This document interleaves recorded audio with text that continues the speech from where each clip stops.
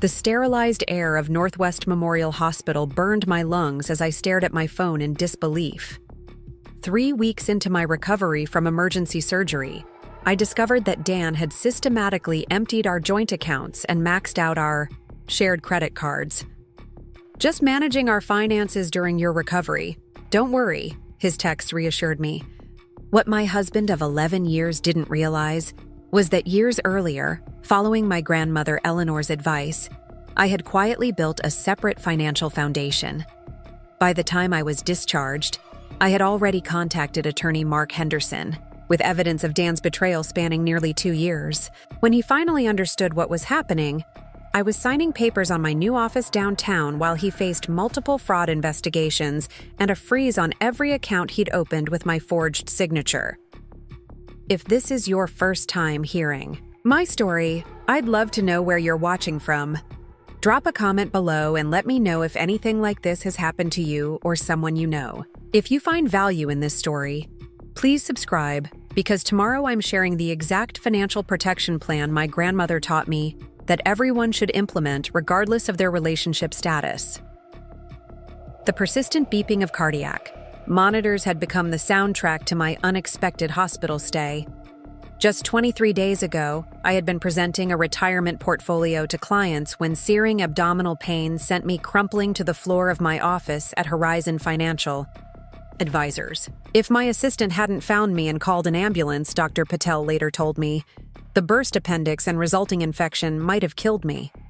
Complications had extended what should have been a routine procedure into a 3-week nightmare of additional surgeries, antibiotics that made me violently ill, and a recovery that seemed to advance with excruciating slowness. I stared at the ceiling, counting the small holes in each acoustic tile, a habit I'd developed to distract myself from the constant discomfort. 11 years of marriage to Dan, and this was the first serious health crisis either of us had faced. We had always been the ideal couple in our social circle, me with my successful financial advisory practice, him with his thriving real estate development business. Our Christmas cards showcased our perfect life: trips to Bali and Switzerland, charity galas, and the beautiful Craftsman home in Laurelhurst we had purchased for our 5th anniversary. The veneer of perfection now seemed like a cruel joke as I reached for my phone, wincing as the movement pulled at my surgical staples. Dan's name appeared on the screen, a text rather than a call. "Hey, babe. Hope you're feeling stronger today. Had to reschedule my visit. Huge issue with the Riverside project. Don't worry about anything but getting better." This was the 3rd consecutive day he'd canceled his visit, each time with a different excuse. I had been trying to give him the benefit of the doubt. Someone needed to keep our lives running while I was laid up. But something felt increasingly wrong about his absences. I sent a quick reply asking about our mortgage payment, which was due tomorrow. His response came surprisingly quickly.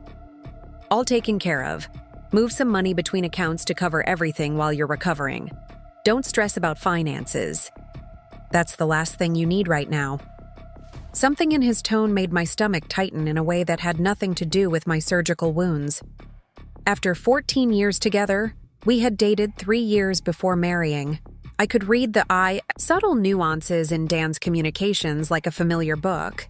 This wasn't his normal confident voice. There was something evasive in his words. "Which accounts did you move money from?"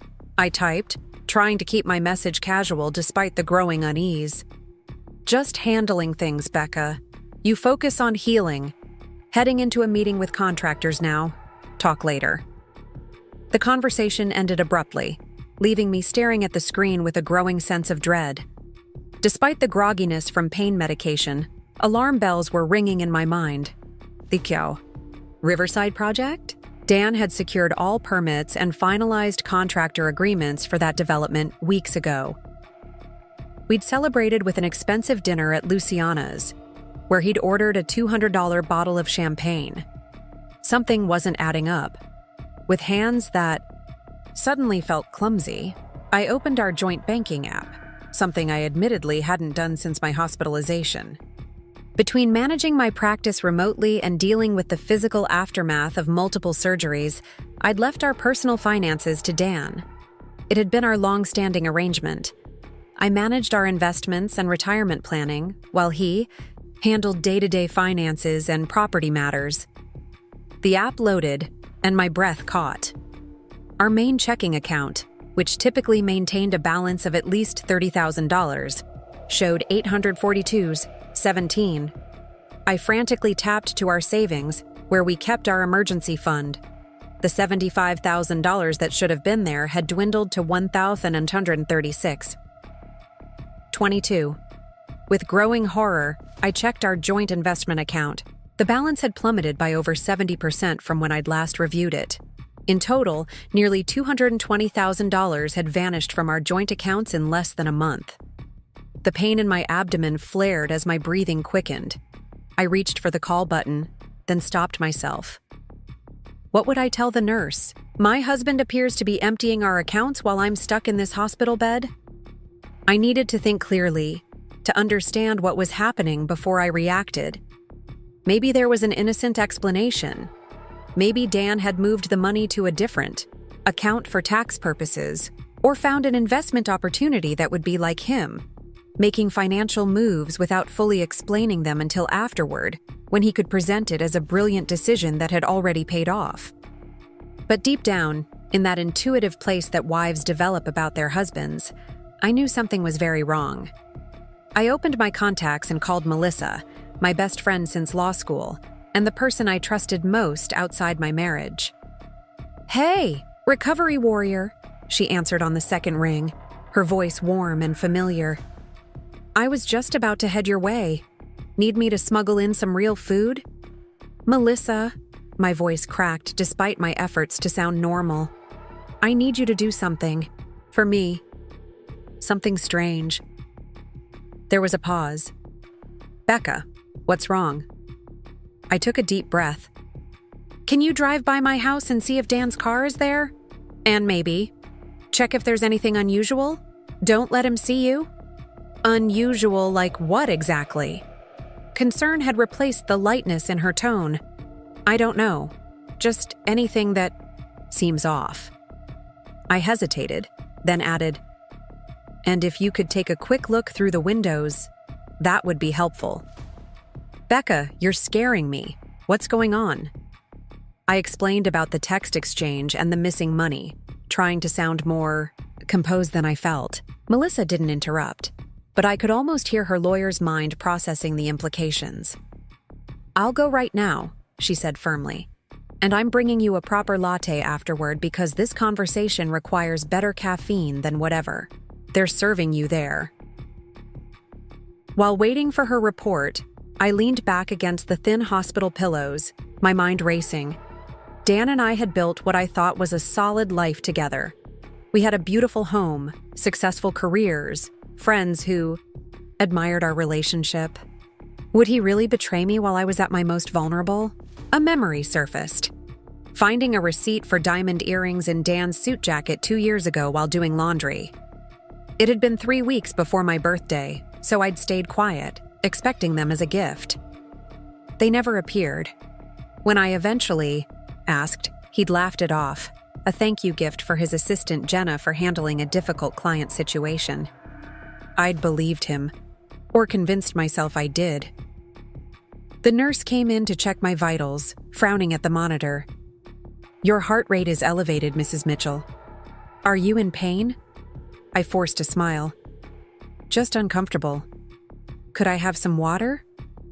As she left to fetch it, I tried to calm myself. There had to be an explanation that didn't involve Dan deliberately stealing from me. We had built our relationship on trust and shared goals. At least, that's what I'd always believed. What Dan didn't know, what I had never felt the need to explicitly tell him, was that I maintained a separate financial identity beyond our shared accounts.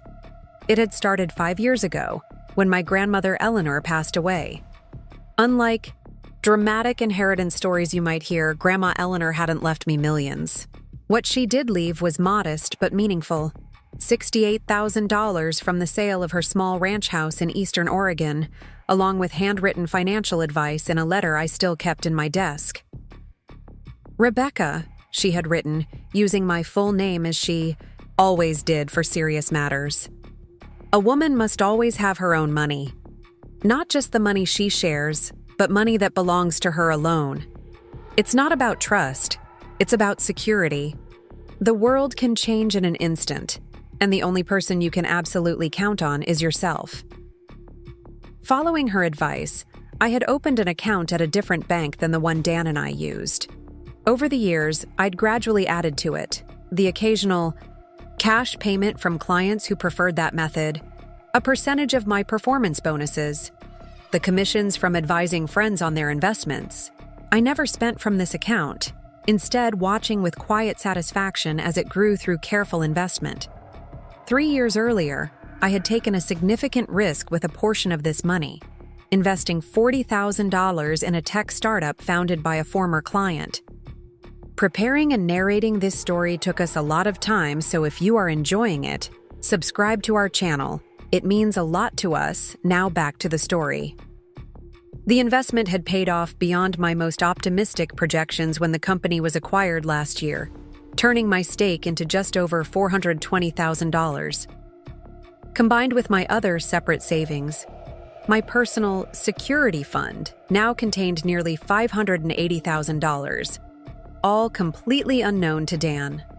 I had never viewed this separate account as a secret kept from my husband, merely as prudent financial planning that hadn't come up in conversation. Now, as I lay in the hospital bed wondering if the man I had shared my life with for over a decade was betraying me, Grandma Eleanor's wisdom seemed almost prophetic. My phone buzzed with a text from Melissa. "Outside your house now. Dan's car isn't here, but there's a red BMW in the driveway I've never seen before. Lights on inside. Want me to knock?" My heart raced again. A strange car at our house while Dan was supposedly at a meeting with contractors?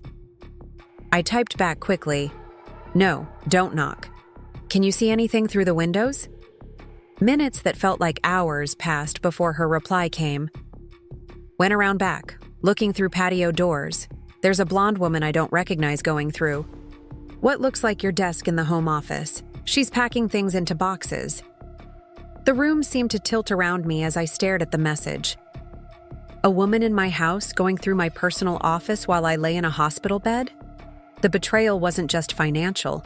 It was invading the most private spaces of my life. I closed my eyes, fighting back the nausea that threatened to overwhelm me.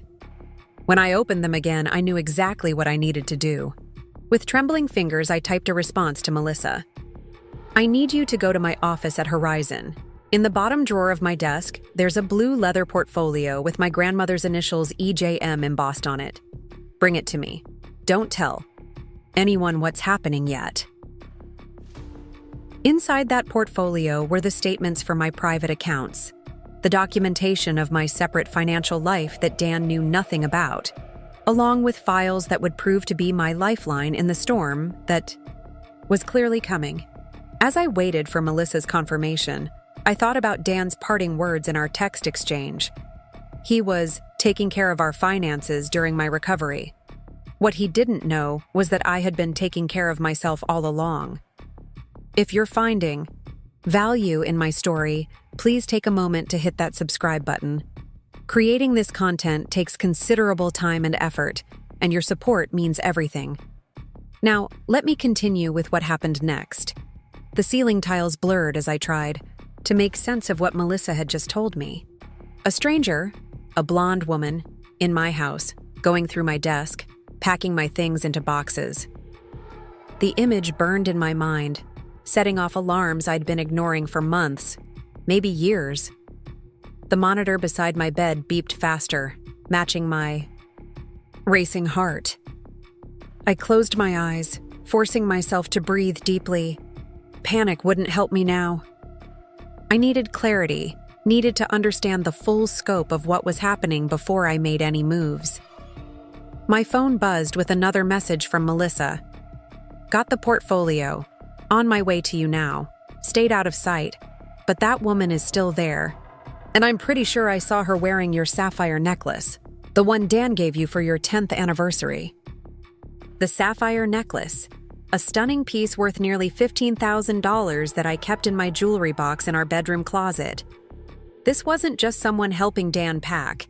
This was a woman comfortable enough to go through my most personal belongings and claim them as her own. I thought back over the past year, searching for signs I'd missed.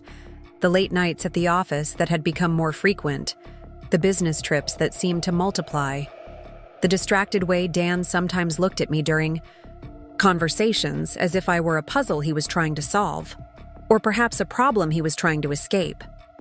8 months ago, I'd found an unfamiliar perfume on one of his dress shirts.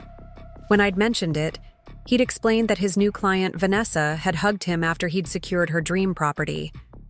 I'd believed him because I wanted to, because the alternative was too painful to consider. Now I wondered if Vanessa was the blonde woman in my living room, wearing my necklace and packing up my life. A soft knock interrupted my thoughts, and Dr. Patel entered, chart in hand. "Mrs. Mitchell, how are we feeling today?" Her kind eyes scanned my vitals on the monitor, a slight frown forming. "Your blood pressure is elevated. Are you experiencing more pain?" "Just stressed," I managed, attempting a smile. "Work concerns." She raised an eyebrow. "Your body needs all its energy for healing right now. Whatever work concerns you have can wait." She checked my surgical site, her touch professional and gentle. "The incision is healing nicely, but I'm concerned about your stress levels. Is there someone who can help manage these work issues for you?" The irony wasn't lost on me. The person who should have been supporting me was actively betraying me. "My friend Melissa is handling things," I said, which wasn't entirely untrue. Dr. Patel nodded, making a note in my chart. "I'd like to keep you here at least until Friday. The complications from your surgery were significant, and I want to make sure you're stable before sending you home." Home. The word echoed hollowly in my chest. What home would I be returning to? "Is your husband planning to visit today? I'd like to discuss your care plan with both of you." "He's tied up with work," I replied, the lie bitter on my tongue. "But I can relay the information." After the doctor left, I pulled up our credit card apps on my phone. The American Express card showed recent charges at Cartier, $5,800. Alaska Airlines, 2 first-class tickets to Maui for next month, nearly $4,000. And multiple charges at restaurants I'd never been to. Our Visa card was maxed out with furniture, purchases from stores I didn't recognize, and a charge for $2,800 at a place called Executive Storage Solutions. He wasn't just taking our money, he was actively spending it, preparing for a life that didn't include me. The realization hit me with physical force, and I had to swallow hard against a wave of nausea. Melissa arrived 30 minutes later, her face flushed from rushing. She set a latte on my side table and immediately took my hand, her expression a mixture of concern and barely contained fury. "That woman is still there," she said without preamble. And when I was leaving, a moving truck pulled up, a small one but still. I squeezed her hand, grateful for her presence. "Did you bring it?" She nodded, pulling the blue leather portfolio from her bag and placing it on my lap. "Becca, what's going on? I've never seen this before." I opened the portfolio, revealing the neatly organized bank statements, investment summaries, and legal documents inside. "My insurance policy," I said quietly. Melissa's eyes widened as she scanned the most recent statement showing a balance of $579,462.87. "Rebecca Mitchell," she whispered, "you've been holding out on me." I explained about my grandmother's advice, the initial inheritance, and how I'd built it over the years, including the tech investment that had multiplied tenfold. "I never thought I'd need it," I admitted. "It was just security, peace of mind." "And now it's your lifeline," Melissa said, understanding immediately. She pulled out her tablet and placed it on the adjustable table over my bed. "Let's see what else that husband of yours has been up to." Having worked closely together for years, Melissa and I had access to each other's email accounts, a practical arrangement for our intertwined personal and professional lives. Now she logged into my personal email, which I rarely checked since most people contacted me through my phone.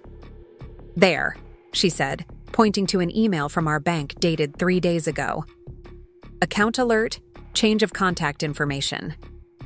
She opened it, revealing that the email address and phone number associated with our joint accounts had been changed. "He did this while I was in surgery," I said, the betrayal cutting deeper still. Melissa continued scrolling through my emails. "And here, email confirmations for wire transfers from your joint investment account. 3 of them, all to an account I don't recognize at Pacific Northwest Bank." "That's not an account we share," I confirmed, a cold clarity beginning to replace the shock. "He's been planning this for a while," she nodded grimly. "There's more. Confirmation of address change for your Amex card. The new address is," as she tapped quickly, searching public records, "a luxury condo in the Pearl District, monthly rental, $4,200. Dan had been setting up a new life, systematically and methodically, while I focused on my business and my health. The scope of his deception was breathtaking. "I need to call Mark," I said decisively. Melissa raised an eyebrow. "Mark Henderson? The attorney who handled that embezzlement case for your client last year?" "The very same," I confirmed. "He specializes in financial fraud." Melissa handed me my phone, her expression hardening. "Do it. And Becca, no mercy." I dialed Mark's number, relieved when he answered on the second ring. "Mark, it's Rebecca Mitchell. I need your help, and I need absolute confidentiality." "Rebecca, I heard you were in the hospital. Are you all right?" His voice was concerned but professional. "Physically, I'm recovering, but I've discovered something disturbing." I paused, the reality still difficult to articulate. "My husband is emptying our accounts and appears to be moving out, or moving someone in, while I'm hospitalized." There was a long silence before Mark spoke, his tone shifting from family friend to attorney. "Tell me everything." For the next 15 minutes, I detailed what I knew: the drained accounts, the credit card charges, the woman in my house, the changed contact information. Mark listened without interruption, occasionally asking for clarification. "I need to protect myself," I concluded. "And I have resources he doesn't know about." "Do not tell Dan you know anything," Mark advised immediately. "Let him think you're in the dark." "I'll come to the hospital this evening with paperwork for you to sign. We need to move quickly to secure your separate assets and document the timing of his actions." After the call ended, Melissa squeezed my hand. "I'm so sorry, Becca." I nodded, a strange calm settling over me. The initial shock was giving way to something else, determination perhaps, or a crystalline anger that felt almost clarifying. "I need you to do something else for me," I said, my voice steadier than expected. "In my home office, the security system has a hidden camera. I installed it last year after that break-in 2 doors down. The footage backs up to cloud storage. I need you to access it and download whatever's been recorded in the last week." Melissa hesitated. "The moving truck is there now. I don't know if I can get in without being seen." "Use the side gate. The code is 5817. You can enter through the sunroom. I keep a spare key under the stone frog." I paused, considering. "And Melissa, take pictures of anything else that seems relevant, especially who's there and what they're taking." She nodded, determination replacing concern. "I'll go now, before they clear everything out." After she left, I lay back, exhaustion washing over me. The surgical pain seemed distant now, overshadowed by the emotional wound that was still unfolding. I thought about calling Dan, confronting him directly, demanding answers. But Mark's advice rang in my ears. Better to let him think I remained oblivious while I gathered information and protected myself. My phone buzzed with a text from Dan. "Hope you're resting well. Meeting running late probably won't make visiting hours. Need anything? The casual cruelty of it, the pretense of concern while he dismantled our life, made my blood boil. With effort, I typed back, "Just tired. Dr. Patel says I'll be here through Friday at least." His response came quickly. "That's probably best. Take all the time you need to recover fully." Of course, he wanted me to stay in the hospital as long as possible. It gave him more time to complete whatever exit strategy he was executing. I set the phone down, unwilling to maintain the charade any longer than necessary. A nurse entered, with medication, concern evident as she noted my expression. "Rough day?" I accepted the pills with a tight smile. "You could say that. Your friend who was just here, she left this for you." The nurse handed me a small notepad and pen. Said you might want to make some notes while you remembered things. Melissa, always thinking ahead.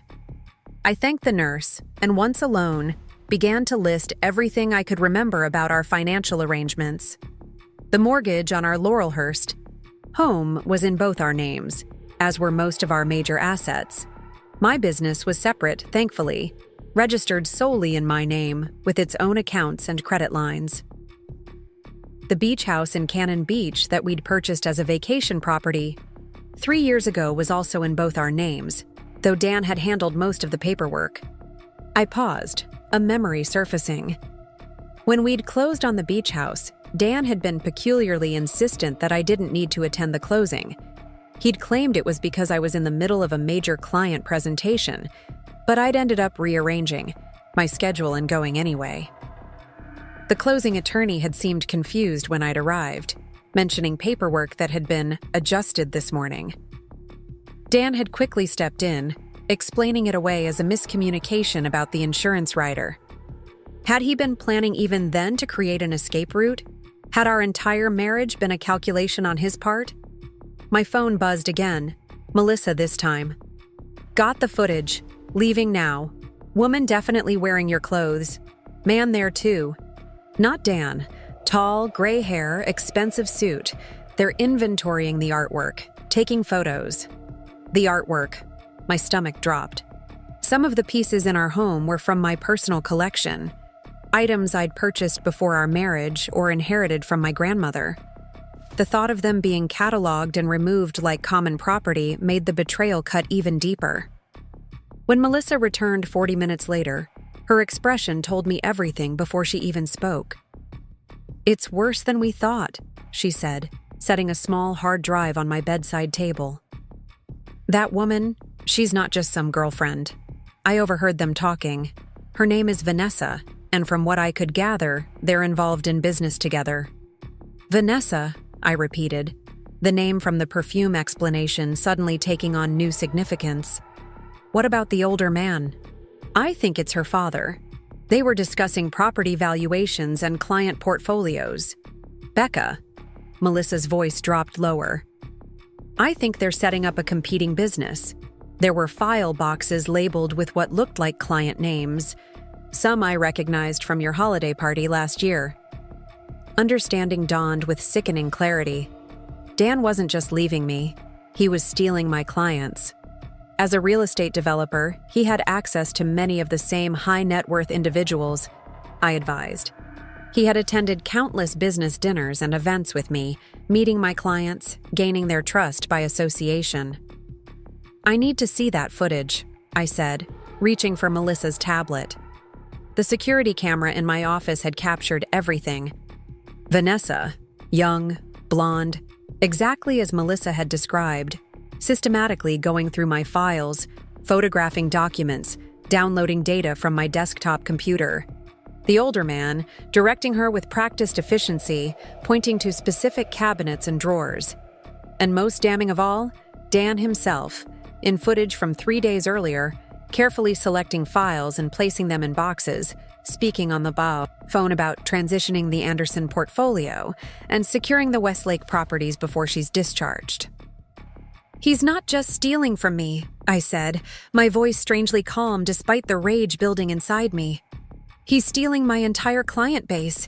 He's using my hospitalization as cover to launch a competing financial advisory business. Melissa's expression hardened from concern to determination. This is beyond divorce territory, Becca. This is criminal. Corporate espionage, theft of confidential information, fraud. And identity theft, I added, thinking of the accounts opened in my name. Don't forget that part.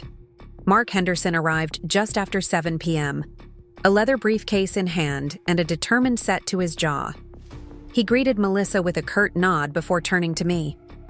"I've started gathering information," he said without preamble. "The situation is more complex than a typical divorce case." He glanced at Melissa. "What have you discovered?" I played the security footage for him, watching his expression darken as the scope of Dan's actions became clear. "This is substantial evidence of wrongdoing," he said when the video ended. "Both civil and criminal. The corporate espionage alone could result in significant penalties." "What should I do first?" I asked, the practical advisor in me taking over from the betrayed wife. Mark pulled out his tablet. "I've prepared emergency petitions to freeze all your joint assets and accounts, what's left of them. I've also drafted fraud alerts and identity theft reports to protect you from further financial damage. Most importantly, we need to secure your business and client information immediately." I signed each document with a steadiness that surprised me, my signature a defiant assertion of my true identity against whatever schemes Dan had created. "What about Dan?" I asked finally. "He's supposed to visit tomorrow afternoon. He doesn't know I've discovered anything." The three of them exchanged glances. "We don't want to tip him off yet," Mark advised. "But given what we've discovered, I don't think you should be alone with him." "I'll stay," Melissa said immediately. Mark added, "I can have a private investigator I work with come by as well. Plain clothes, nothing obvious, just as a precaution." The idea that I needed protection from my own husband was almost too much to process. This was Dan, the man who had held my hand through my father's funeral 6 years ago, who had surprised me with a trip to Kyoto for our anniversary, who had nursed me through a terrible case of flu last winter. Had it all been a calculated performance? A long-term investment in a scheme that ended with my business in his hands and me none the wiser? Dr. Patel arrived during our discussion, concern evident as she noted the tense atmosphere. "Mrs. Mitchell, your vitals show elevated. Stress levels again," she admonished gently. "Whatever is happening can wait until you're recovered." "Actually, it can't," I replied, my voice stronger than I expected. "Doctor, I need to ask you something about my condition. Is it possible that my appendix rupture was induced in some way?" Her eyebrows shot up. "Induced? What exactly are you asking?" Mark stepped forward, introducing himself as my attorney.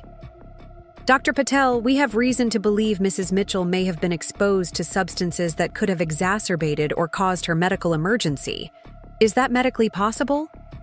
The doctor's expression shifted from confusion to professional concern. "Theoretically, yes. Certain substances can increase abdominal inflammation or cause symptoms that might be mistaken for other conditions initially." "Why do you ask?" I hesitated, the accusation still difficult to voice. "My husband. We believe he may have had financial motivations to harm me." The words hung in the air, stark and terrible. Dr. Patel's professional demeanor didn't waver, but her eyes reflected understanding. "I see," she said carefully. "In that case, I can order additional tests. We still have your blood samples from admission. If there was something unusual in your system, we may be able to detect it." She made notes in my chart, her movements deliberate. "In the meantime, I'm updating your visitor restrictions. Medical staff and approved visitors only. Who should I include on that list?" "These three," I said, indicating Mark, Melissa, and the private investigator who had arrived quietly during our conversation. And my assistant, Jordan Taylor. Not your husband? Dr. Patel asked, though her tone suggested she already knew the answer. Especially not my husband, I confirmed.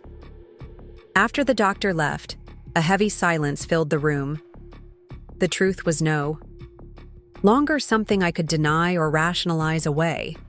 The evidence was too overwhelming, the pattern too clear.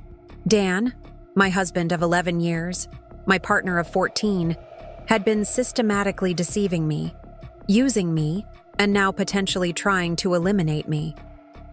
I need a moment, I said quietly. Understanding, the others stepped outside, leaving me alone with my thoughts. I turned to look out the window, watching the evening lights come on across Portland's skyline. Somewhere out there, Dan was going about his day, perhaps making final preparations for a life without me.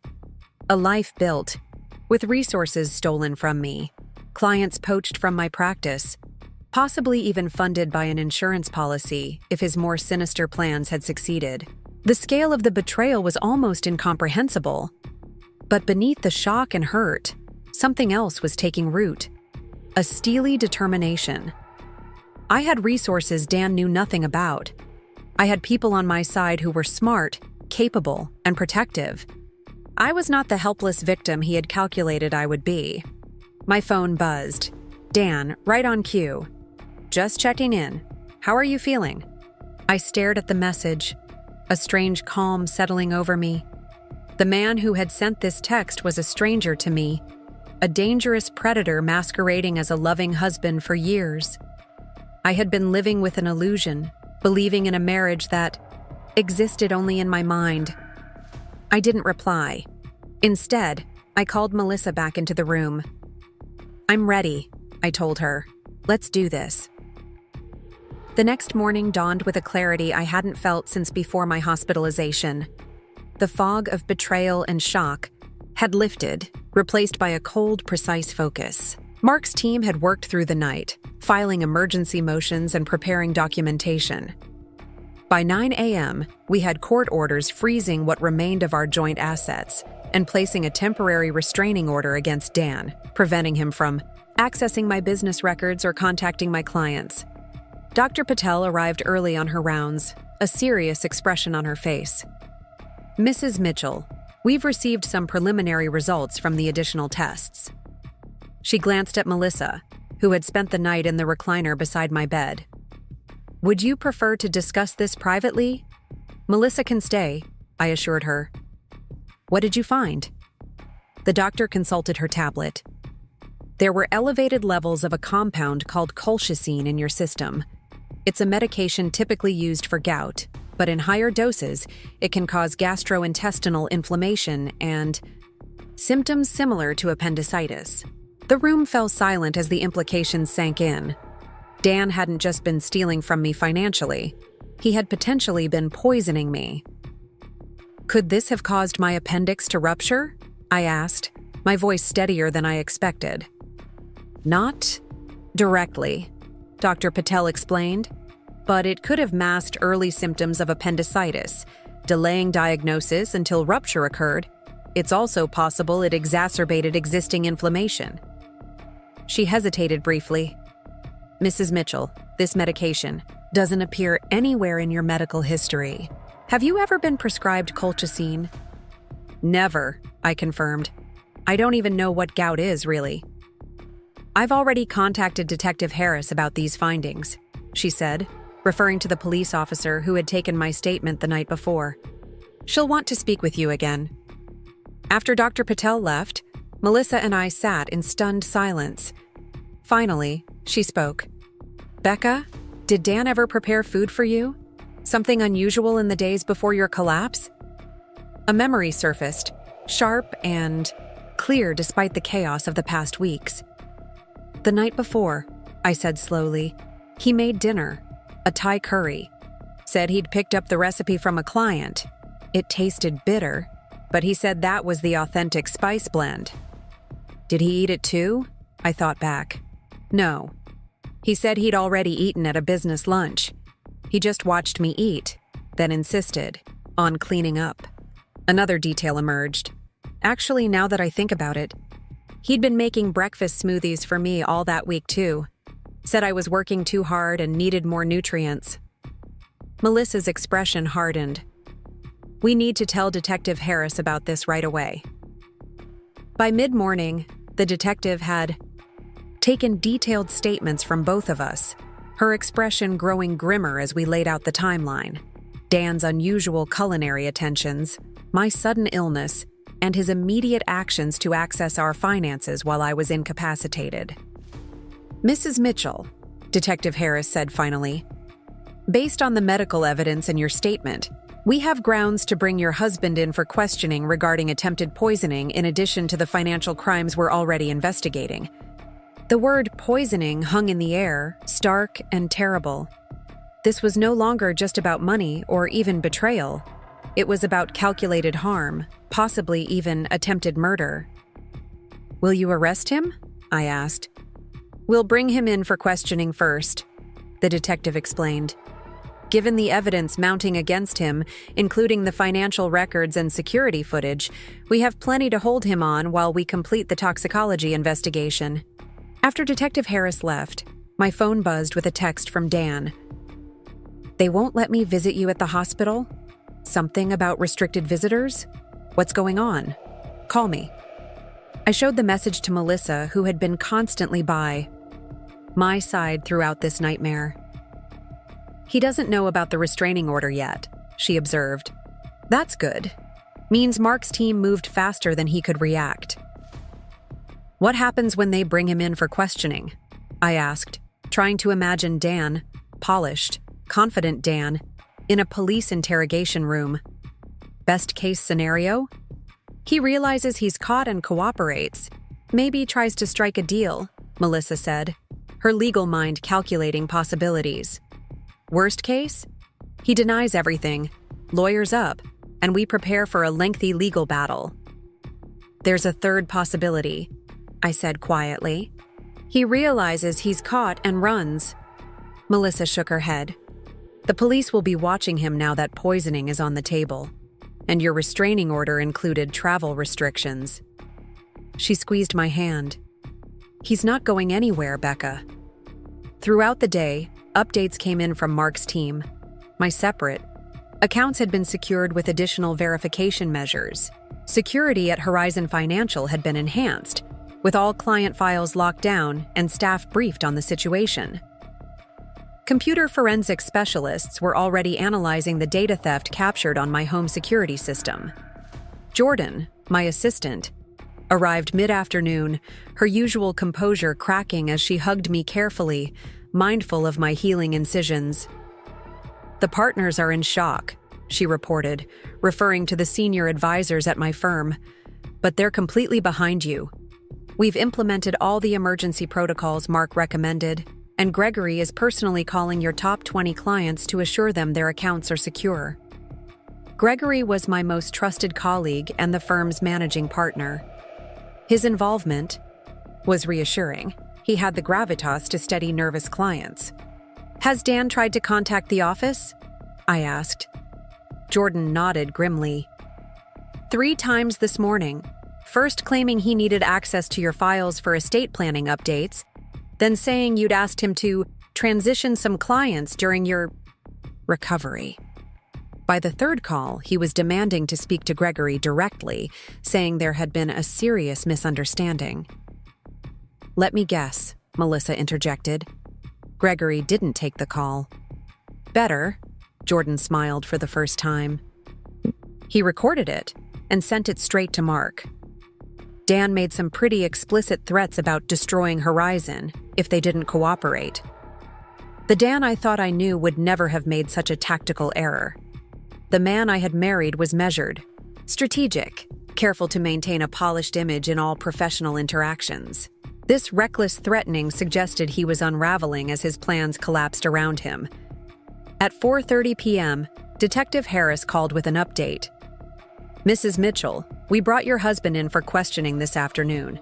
I thought you should know that based on evidence obtained during our interview and a subsequent search of his new residence, we formally arrested him on charges of identity theft, grand larceny, corporate espionage, and administering a noxious substance. Additional charges may follow as our investigation continues. A strange numbness washed over me. Did he confess? No, but evidence recovered from his condo included prescription colchicine that doesn't appear in his medical records, detailed notes about transfer amounts from your joint accounts, and several documents bearing what appear to be forged signatures. The district attorney felt the evidence was substantial enough to proceed with formal charges. After thanking the detective, I sat in silence, absorbing the news. My husband was in jail. The man I had built a life with, shared dreams with, planned a future with, was sitting in a cell, accused of trying to poison me while systematically stealing everything I'd worked. First, how are you feeling? Melissa asked gently. I don't know, I admitted. Relieved, I guess. But also hollow. I looked at her directly. Shouldn't I feel something more? Triumph? Vindication? Something? She shook her head. You're in shock, Becca. The emotions will come later, and when they do, they'll probably hit like a tsunami. Right now, your brain is just trying to process a complete rewriting of your reality. That night, alone except for the night nurse's occasional checks, I finally allowed myself to cry. Not delicate tears, but deep, wrenching sobs that pulled at my surgical incisions and left me gasping. I cried for the marriage I thought I had, for the years spent loving a man who had been calculating my value all along, for the future I had planned that was now evaporated like morning mist. When the tears finally subsided, I felt oddly cleansed. The man in jail wasn't my Dan, perhaps had never been. My Dan was a construction, a character played by a skilled actor for his own purposes. The realization was both devastating and liberating. My phone showed 7 missed calls and multiple texts from numbers I didn't recognize, likely Dan attempting to reach me from jail through third parties. I turned off the phone entirely, unwilling to allow him even that much access to my thoughts. Dr. Patel arrived early the next morning, reviewing my vitals with a professional eye. Your body is healing well, despite the emotional stress, she observed. If this continues, we might consider discharge tomorrow rather than Friday. The prospect of leaving the hospital suddenly loomed large. I can't go home, I realized, aloud. No, of course not, she agreed. Your friend Melissa mentioned arrangements for temporary accommodation? Yes, I nodded, grateful once again for Melissa's efficiency. She had already secured a corporate apartment in a secure building downtown, with private underground parking and 24-hour concierge service. Throughout the day, the pieces of my new reality continued falling into place. Mark arrived with additional legal documents, divorce papers, victim impact statements for the criminal proceedings, applications for permanent restraining orders. With each signature, I was systematically dismantling the legal framework of my marriage, cutting the ties that bound me to the man who had tried to destroy me. By evening, the news had broken publicly. A former colleague texted, "Just saw Dan Mitchell's arrest on the local news. Are you okay?" Then another message, and another. I instructed Jordan to draft a simple statement. Rebecca Mitchell is recovering from surgery and appreciates privacy during this difficult time. Horizon Financial continues to operate normally, with all client accounts secure. The next morning, Dr. Patel signed my discharge papers. A hospital orderly appeared with a wheelchair, standard protocol, though I felt physically stronger than I had in weeks. Melissa arrived with a small suitcase of essentials she had gathered from my office, not from the house that was now a crime scene. "Ready to rejoin the world?" she asked as we approached the hospital exit.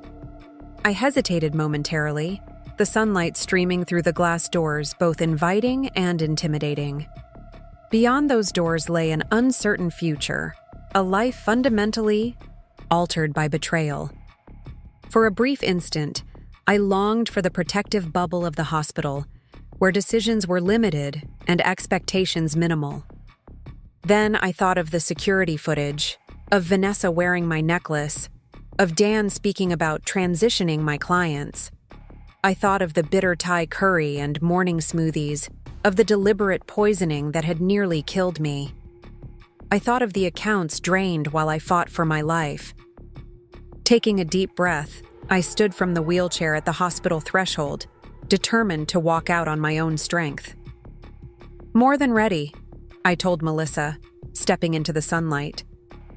The corporate apartment Melissa had arranged was sleek and impersonal. Exactly what I needed. No memories, no shared history, just clean lines and empty spaces waiting to be defined by this new version of myself I was still discovering.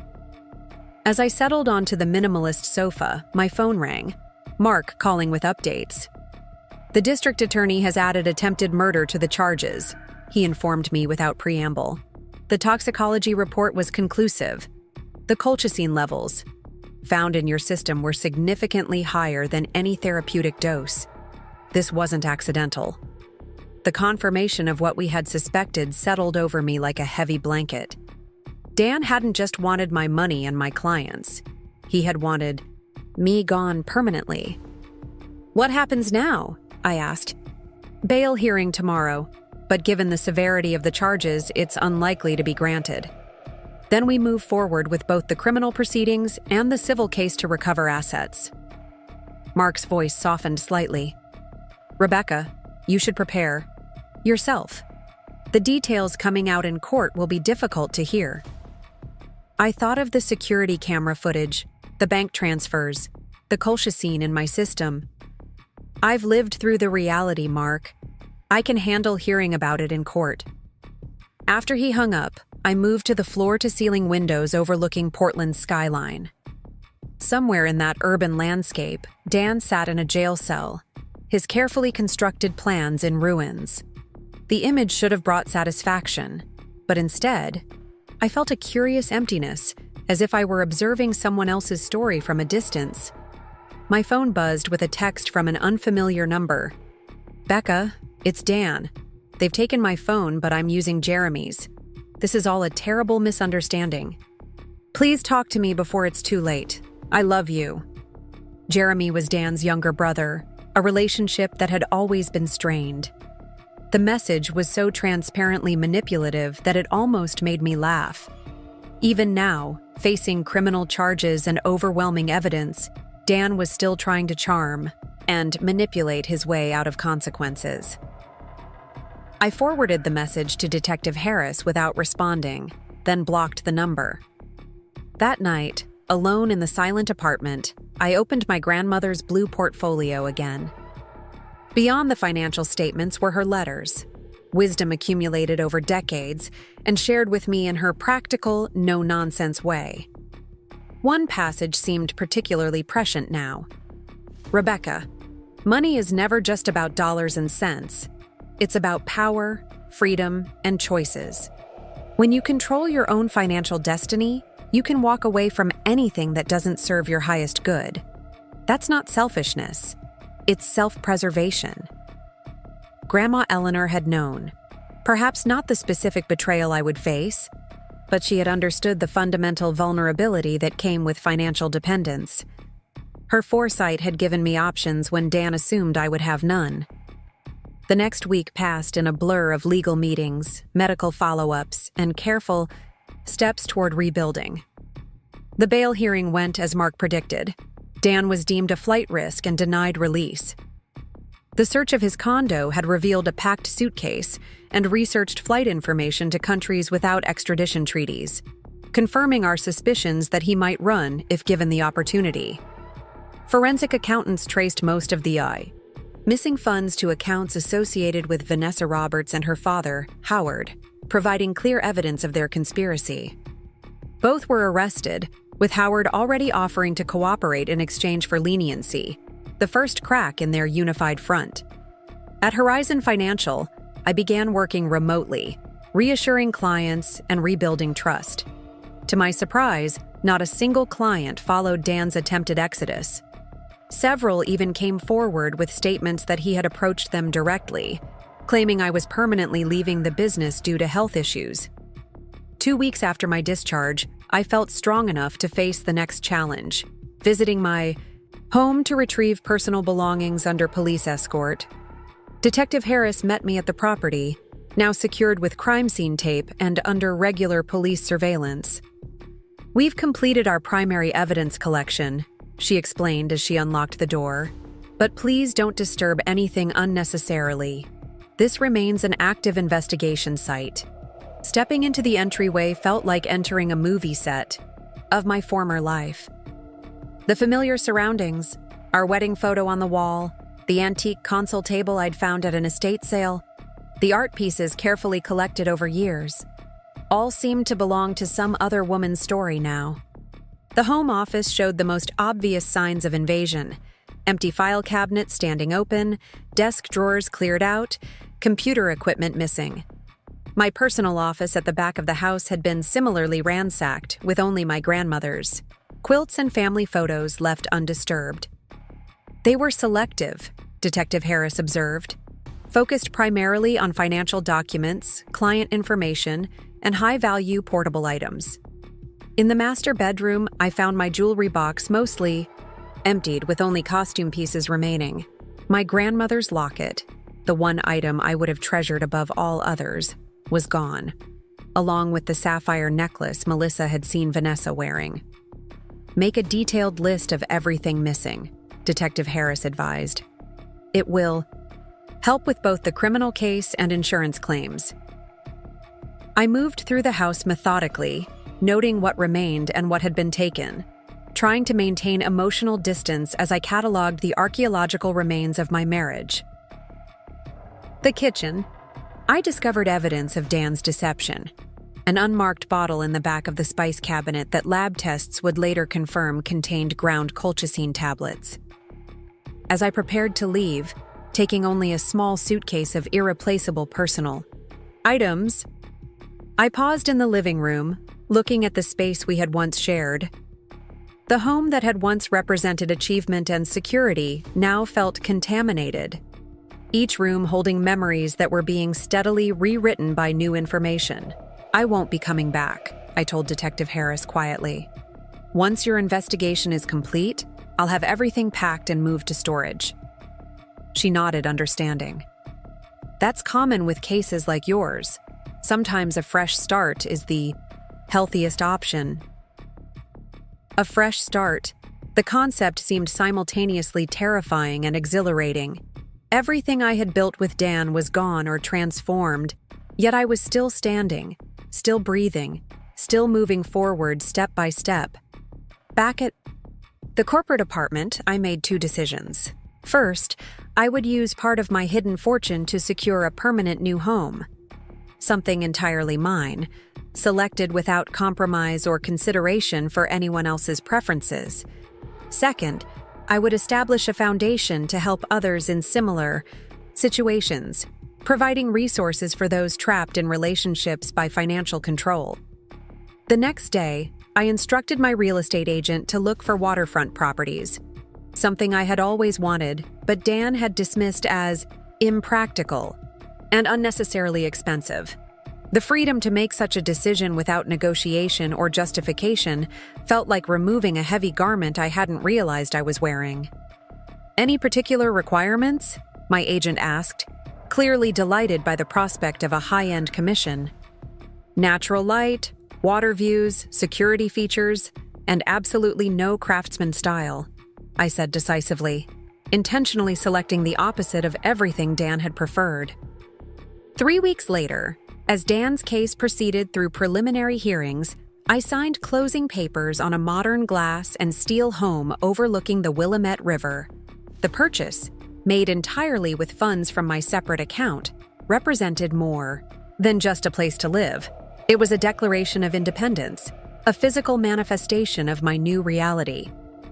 The day I moved in, exactly 6 weeks after my hospital discharge, I stood on the expansive deck watching the river flow past, constantly changing yet somehow eternal.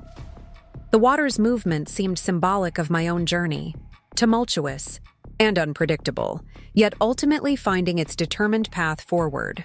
As autumn settled over Portland, the river outside my windows reflected the changing colors of the shoreline trees, their transformation mirroring my own. 3 months had passed since Dan's arrest, each day bringing new revelations about the extent of his deception.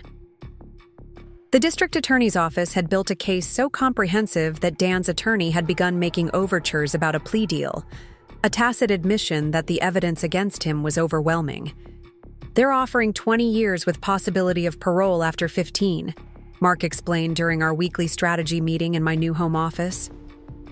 The space, with its wall of windows overlooking the river, had become my sanctuary.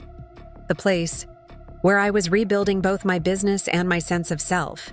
In exchange, he would provide full cooperation regarding the financial crimes, including the location of any remaining assets we haven't yet traced.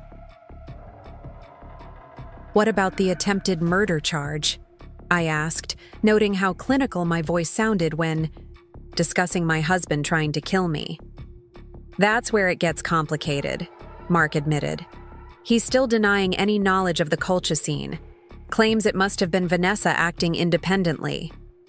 I considered this, remembering the bitter Thai curry, the breakfast smoothies. That doesn't align with the timeline. The poisoning started before Vanessa was regularly in our house. Exactly, and the prosecution has the bottle from your kitchen, with his fingerprints on it. Mark shuffled some papers. My recommendation is to reject the initial offer. With the evidence mounting, they'll likely come back with something more substantial. I nodded, surprised by my own clarity on the matter. I agree. And to be honest, Mark, I'm not particularly motivated to give him any leniency. Not after what the forensic accountants discovered about the Cannon Beach property. The beach house, the one where Dan had been so insistent I didn't need to attend the closing, had turned out to be just the tip of the iceberg. Further investigation revealed he had manipulated the paperwork to remove my name from the deed entirely, replacing it with Daniel and Vanessa Mitchell. They had been presenting themselves as a married couple for nearly 2 years, maintaining a separate life in the coastal community where no one knew me. Understandable. Mark agreed. The property fraud alone shows a level of premeditation that most jurors would find particularly disturbing. After Mark left, I remained at my desk, reviewing the financial picture that continued to emerge from the investigation. Beyond the drained joint accounts and maxed credit cards, Dan had been siphoning funds from our shared investments for years, gradually building a parallel financial life with Vanessa. The beach house was just one asset in a portfolio that included rental properties in Bend, a boat docked in Seattle, and nearly $800,000 in offshore accounts. Most disturbing of all was the life insurance policy, $3 million on me, taken out 18 months earlier with Dan as the sole beneficiary. The policy I hadn't known existed until investigators discovered the paperwork hidden in a storage unit rented under Vanessa's name. My phone buzzed with a text from Melissa. Just left the courthouse.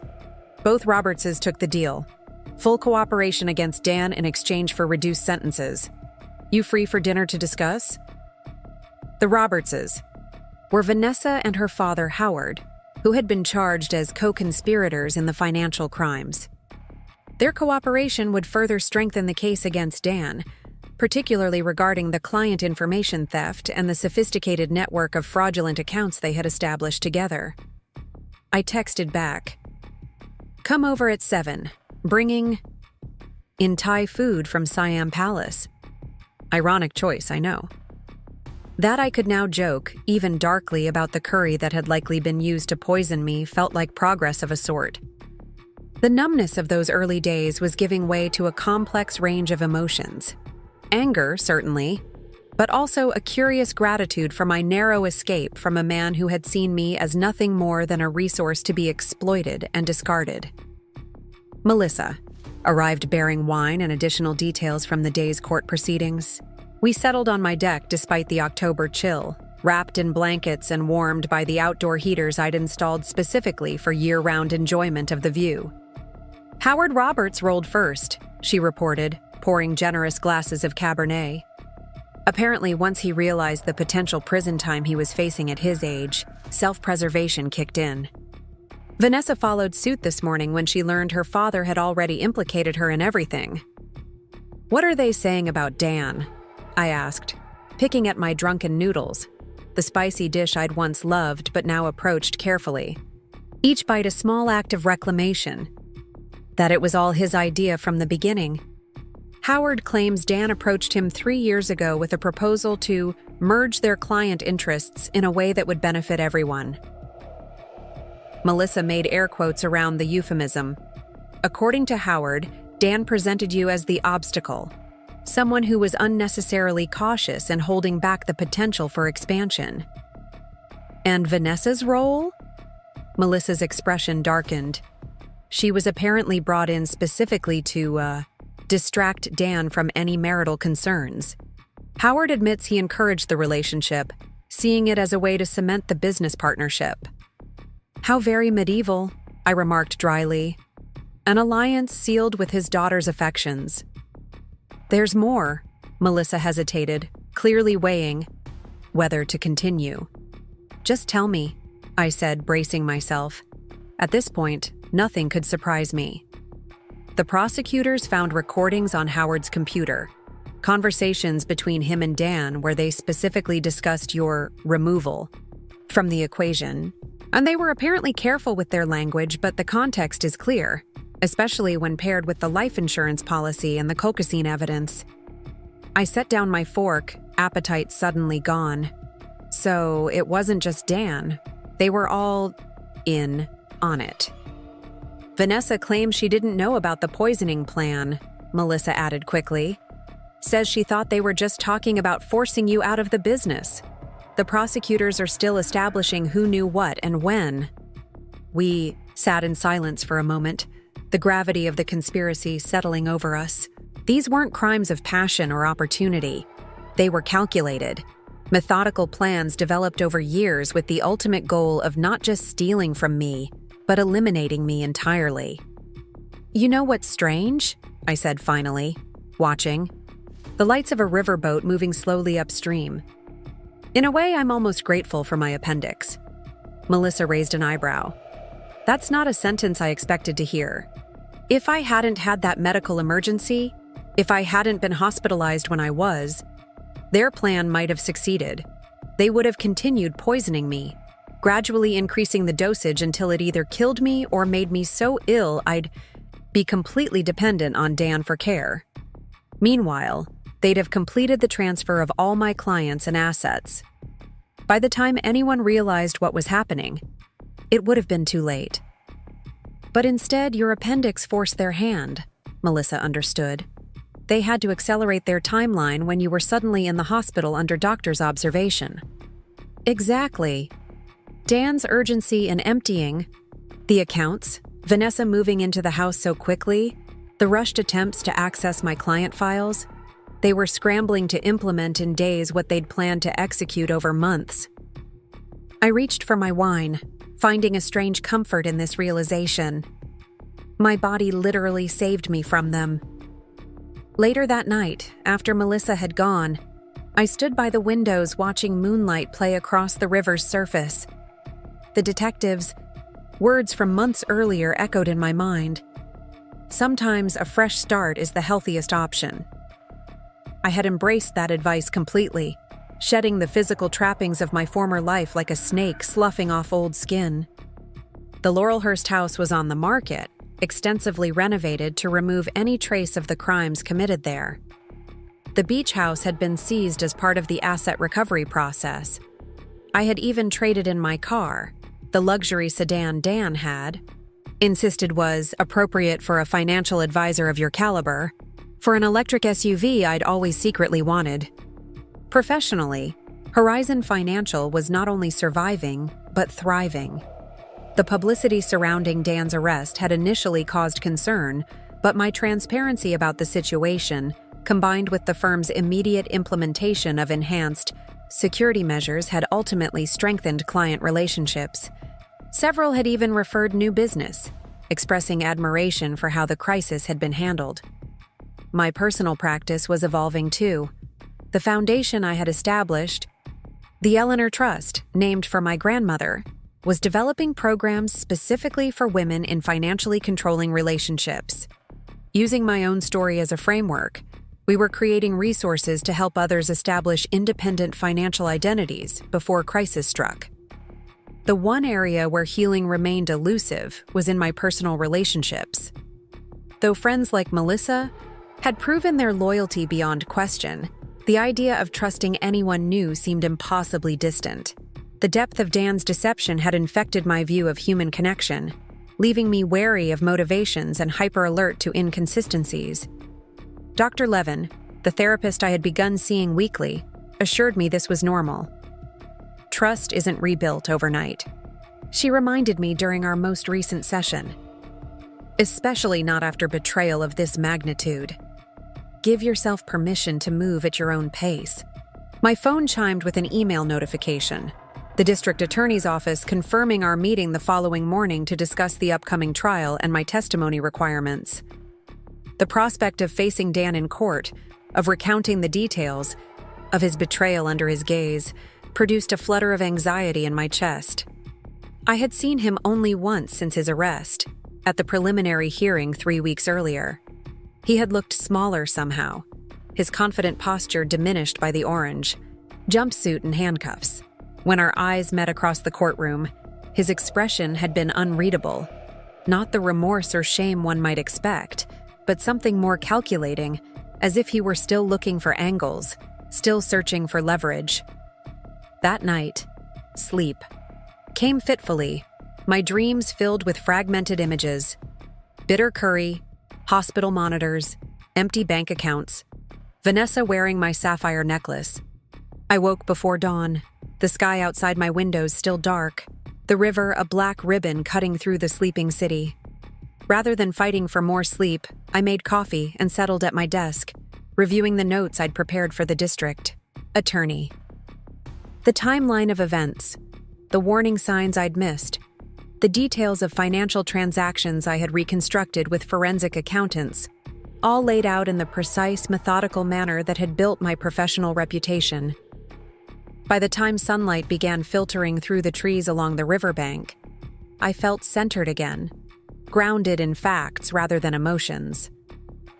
Dan and the Robertses had underestimated me, assuming that my illness would render me helpless, that my trust in my husband would blind me to their schemes, that my professional success could be easily co-opted for their benefit. They had calculated everything except my hidden fortune, not just the financial resources I'd built separately, but the internal reserves of strength, the network of loyal colleagues, and the clear-eyed pragmatism that had made me a successful advisor in the first place. The district attorney's office occupied 3 floors of a downtown building with views of Mount Hood on clear days. Today, low clouds obscured the mountain, shrouding the city in a gray mist that matched the somber nature of our discussions.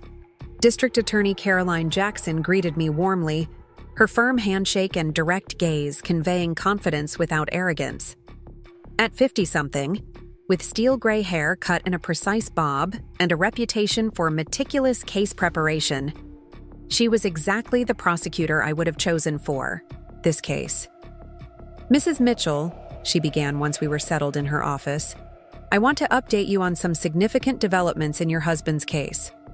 I noted her use of the term husband rather than ex-husband, a technical accuracy, since our divorce wasn't yet finalized, though the proceedings were well underway. More evidence? I asked, in a manner of speaking. She slid a folder across her desk. Yesterday afternoon, Mr. Mitchell's attorney contacted us with a substantially revised plea offer, in exchange for a recommendation of 30 years with no possibility of parole for 25. Your husband is prepared to provide complete cooperation, including a full confession to all charges, including the attempted murder. I opened the folder, scanning the documents inside. What changed his mind? The Roberts' cooperation, primarily. With both of them testifying against him and the forensic evidence we've accumulated, his attorney likely calculated that a jury trial would result in an even harsher sentence. So he's not admitting guilt out of remorse, I clarified, but out of strategic calculation. D.A. Jackson's smile was thin. In my experience, Mrs. Mitchell, genuine remorse is exceedingly rare in cases like this. Most defendants are primarily concerned with minimizing consequences rather than accepting responsibility. I continued reading the plea agreement details. It says here he's offering to reveal the location of additional assets we haven't yet traced. Yes, that's a key component. Our financial investigations suggest there may be another offshore account containing approximately $2 million that we haven't been able to locate. Under this agreement, those funds would be returned to you as the victim of his crimes. Q. Sum was substantial, yet I felt oddly detached from it. The money itself meant less to me now than the principal. The recognition that what Dan had stolen belonged rightfully to me. I'm inclined to accept this offer, I said after careful consideration. Not for the money, but because it spares me and others the trauma of a lengthy trial. And frankly, 30 years seems sufficient. D.A. Jackson nodded approval. That was my recommendation as well. A trial would be exhausting for you and would require testifying about deeply personal matters. This agreement delivers substantial justice without that emotional toll. Will I have to see him again? I asked, surprised. By how much the answer mattered to me. Only at the sentencing hearing, and your attendance is optional. You could submit a victim impact statement in writing if you prefer. I considered this possibility. The chance to express the impact of Dan's betrayal without having to face him directly. It was tempting, yet somehow felt incomplete. No, I decided. I'll attend in person. I want to see him when the sentence is pronounced. The district attorney studied me thoughtfully. Many victims find that confronting the perpetrator provides a sense of closure. Just be prepared. Sometimes defendants use these moments to make statements of their own. Let him, I said with newfound certainty. Nothing he could say would change what he did or who he's revealed himself to be. After finalizing the details of the plea agreement, I left the DA's office feeling lighter, as if a burden I hadn't fully acknowledged had been partially lifted. The prospect of avoiding a trial, of not having every detail of Dan's betrayal and my near death examined in open court, was an unexpected relief. Melissa called as I was driving back to the river house. How did it go? She asked without preamble. I filled her in on the plea deal, including the 30-year sentence and the additional assets Dan had agreed to reveal. 30 years, she repeated. He'll be in his 70s when he's eligible for parole. The reality of it struck me anew. The complete destruction of the future Dan had planned, not just with me, but with Vanessa as well. Whatever life he had envisioned with my clients, my money, and his new partner was permanently foreclosed, replaced by decades in a prison cell. Does it feel sufficient? Melissa asked carefully. I considered the question as I turned onto the winding road leading to my home. I think so. Nothing could truly compensate for what he tried to take from me. Not just money and possessions, but my life itself. But this ensures he can't harm anyone else the way he tried to harm me. There's something else you should know, Melissa added, her tone suggesting she'd been debating whether to share this information. Vanessa contacted me yesterday. I nearly swerved, caught off guard by this unexpected connection. She what? How did she even have your contact information? Through the court documents, presumably. She's out on bail pending her sentencing next month. What did she want? I asked, trying to imagine what Dan's accomplice could possibly have to say. To me or my friends. To meet with you, believe it or not. She claims there are things you should know. Things about Dan that weren't included in the court proceedings. I pulled into my driveway, putting the car in park as I processed this bizarre request. What things? She wouldn't say specifically, just that it involves other potential victims before you. The implication hung in the air between us. Other women, other schemes, perhaps other attempts at elimination. I told her I'd pass along the request, but that it was entirely your decision, Melissa continued. I also made it clear that if this was some attempt to manipulate you into supporting leniency for her sentencing, it wouldn't work. I sat in silence, watching the river flow past my property, constant and unchanging despite the human dramas unfolding along its banks. I'll think about it, I said finally. Part of me wants nothing to do with her, but another part wonders if there's information that could help others or prevent future harm. Take your time, Melissa advised. Her sentencing isn't for 4 weeks. There's no rush to decide. After ending the call, I remained in my car, contemplating this unexpected development. Vanessa Roberts, the woman who had worn my clothes, slept in my bed, participated in stealing my clients, and possibly known about plans to poison me, wanted to meet face to face. The audacity was almost admirable. That evening, I mentioned the request to Dr. Levin during our therapy session, curious about her professional perspective. "What do you hope to gain from such a meeting?" she asked, her neutral tone neither encouraging nor discouraging the idea. "Insight, maybe," I replied, thinking aloud. "Understanding of how this conspiracy developed, whether there were others before me, whether Dan has always been this person, or if he changed over time. Those are external answers," she observed. "Would they help your healing process?" I considered this carefully. I think knowledge is almost always better than uncertainty, even painful knowledge. Then perhaps the question becomes, are you strong enough right now to hear potentially difficult truths without it setting back your recovery? It was a fair assessment. The past months had seen meaningful progress in rebuilding my life, establishing new patterns, and beginning to process the trauma of Dan's betrayal. Was I stable enough to risk reopening those wounds by talking with someone who had actively participated in trying to destroy me? "I don't have to decide immediately," I said finally. "But if I do meet with her, I'd want it to be on my terms, in a setting where I feel secure." Dr. Levin nodded approval. "That's a healthy approach. Take control of the variables you can, and set clear boundaries about what you're willing to discuss." The following week brought a flurry of activity as Dan's plea deal was finalized. The sentencing hearing was scheduled for November 15th, exactly 4 months after my discharge from the hospital.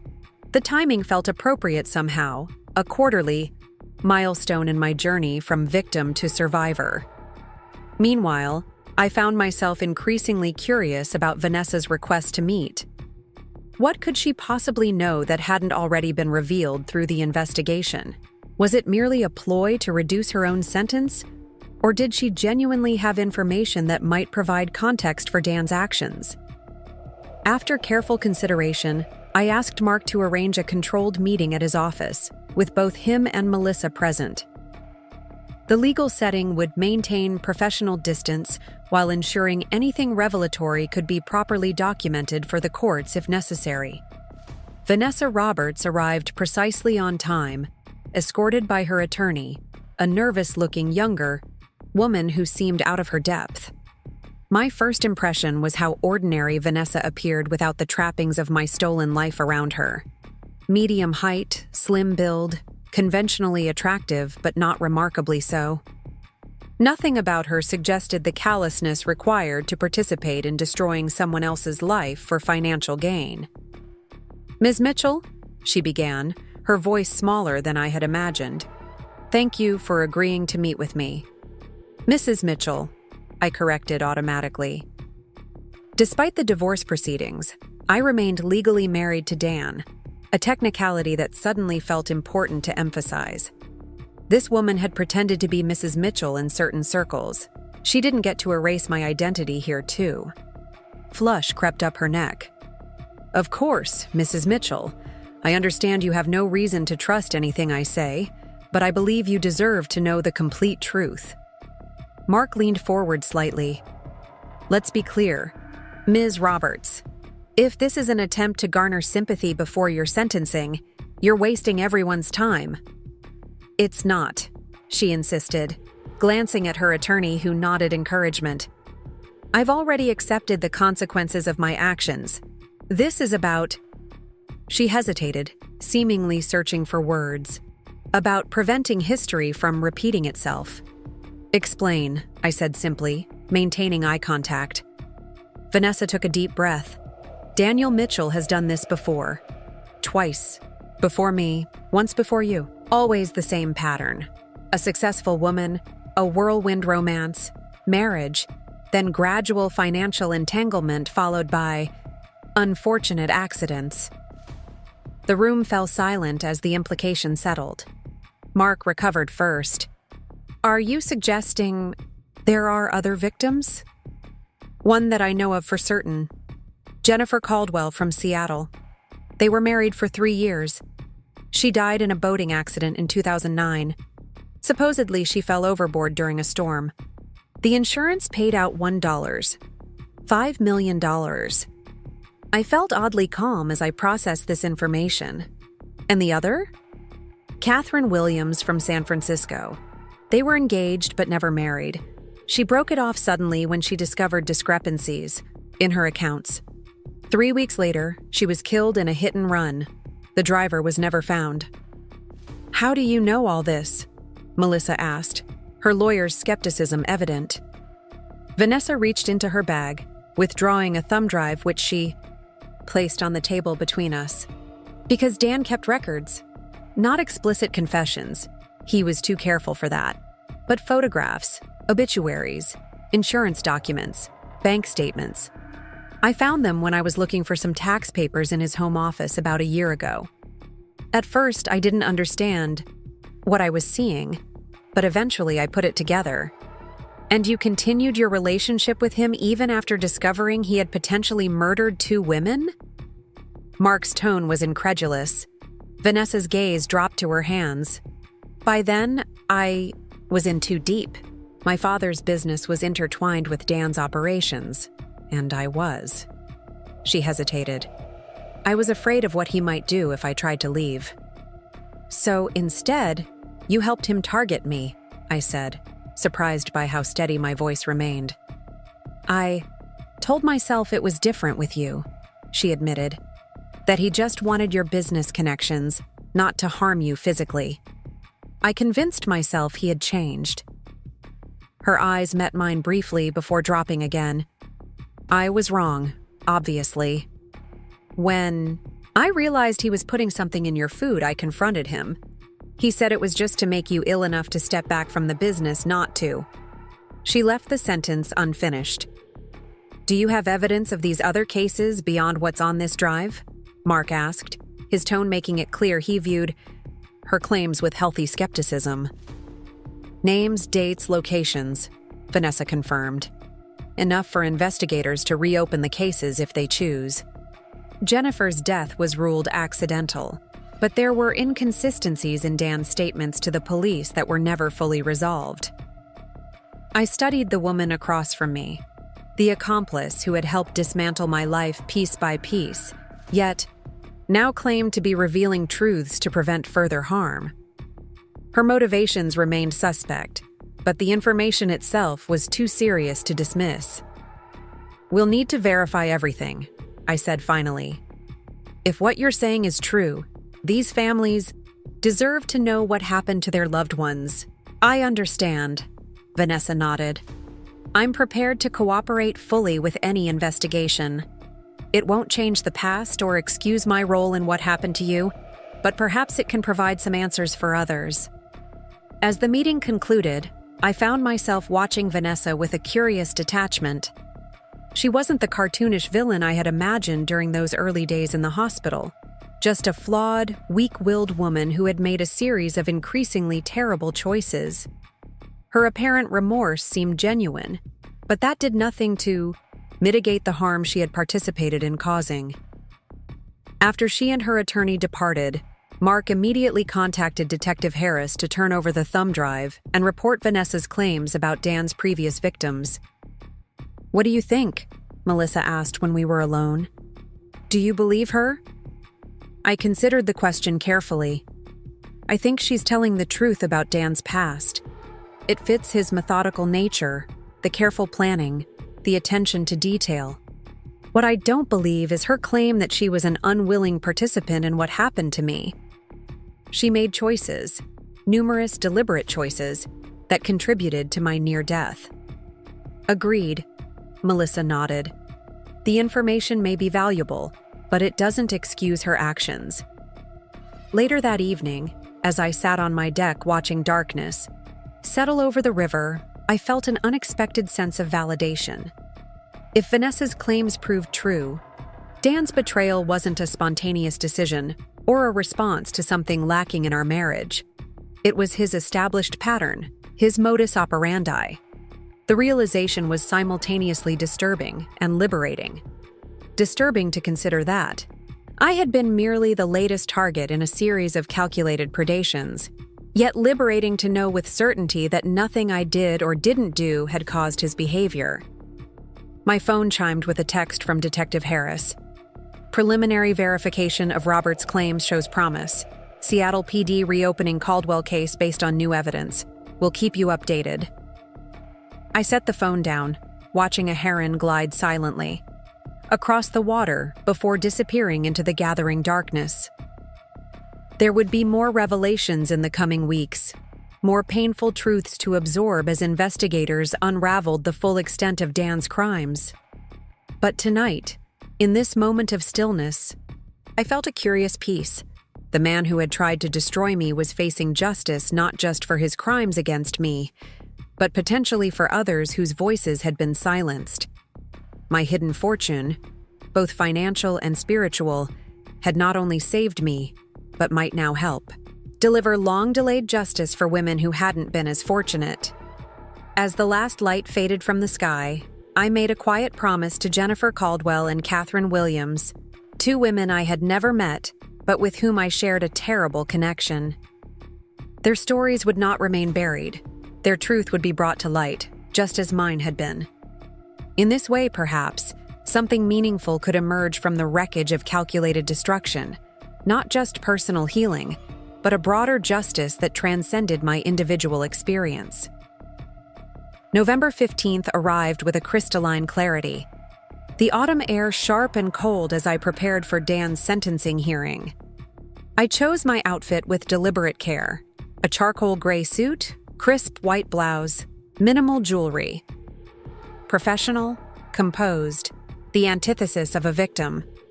My appearance would convey what words could not. Despite his best efforts, I remained unbroken. The courthouse steps were crowded with reporters, their cameras tracking my progress as Melissa and I made our way inside. The case had captured public attention, its elements of betrayal, attempted murder, and financial fraud proving irresistible to media outlets. I kept my expression neutral, neither seeking nor avoiding the cameras, simply moving forward with purpose. Inside the courtroom, the atmosphere was charged with expectation. The gallery had filled early, a mixture of journalists, law students, and the morbidly curious. In the front row sat Detective Harris and Dr. Patel, both of whom had become unexpected allies in my journey. Their presence felt like a shield against whatever might unfold. When Dan was led in, handcuffed and wearing an orange jumpsuit, I felt a momentary faltering of my composure.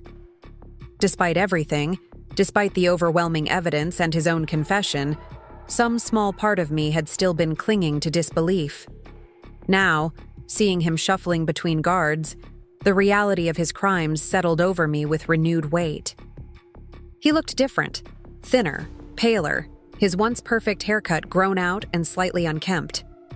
When his eyes found mine across the courtroom, I expected to see hatred, perhaps, or at least defiance. Instead, I glimpsed something that looked almost like relief, as if the pretense of being Daniel Mitchell, loving husband and successful businessman, had become too exhausting to maintain. The proceedings began with formal precision, the judge's voice steady as she outlined the charges and the terms of the plea agreement. Attempted murder, grand larceny, identity theft, fraud. The list continued, each charge another brushstroke in the portrait of a man I had never truly known despite sharing my life with him for more than a decade. "Before I accept this plea and pronounce sentence," the judge said, looking directly at Dan, "I'll hear from the defendant if he wishes to make a statement." Dan rose slowly, his attorney beside him. When he spoke, his voice was quieter than I remembered, stripped of its usual confidence. "Your Honor, I've accepted responsibility for my actions by pleading guilty to all charges. I acknowledge the harm I've caused to Rebecca Mitchell through my deliberate deception and criminal behavior." He paused, glancing in my direction before continuing. "I could offer explanations or excuses, but they would be meaningless in the face of what I've done. The sentence is just." The brevity and apparent contrition of his statement surprised me. I had expected justifications, perhaps even accusations, not this simple acknowledgement of guilt. Still, I noted the careful phrasing. He admitted to harm, but avoided explicitly mentioning the poisoning or the attempted murder. Even now, he was calibrating his words, likely on advice from his attorney to minimize any impact on pending investigations into the deaths of Jennifer Caldwell and Catherine Williams. "Mrs. Mitchell," the judge turned to me, "you have the right to make a victim impact statement, if you wish." I stood, unfolding the paper where I'd written and rewritten my thoughts over the past weeks. Looking at it now, the prepared words felt insufficient, unable to capture the magnitude of what had been stolen from me. Not just material possessions and financial security, but my sense of safety, my ability to trust, my belief in my own judgment. Setting the paper aside, I spoke from the heart instead.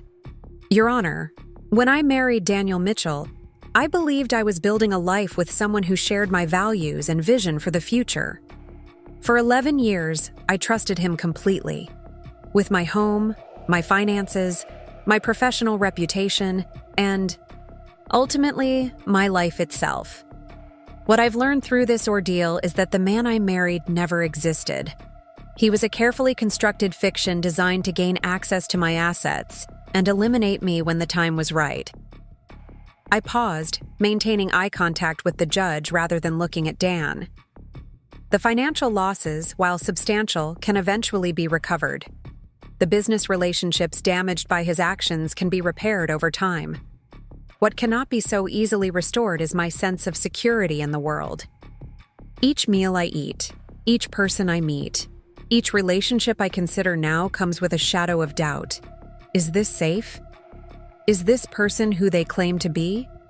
Am I being manipulated again without realizing it? The courtroom remained silent. The usual shuffling and whispers stilled. I am rebuilding my life on new foundations, stronger and wiser than before.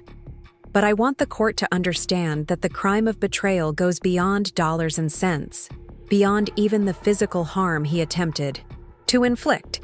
It is a violation of the most fundamental human need, the need to trust and be trusted in return. I took a deep breath before concluding. I support the agreed sentence as appropriate for the crimes committed against me. However, I also ask the court to consider that my case may not be isolated.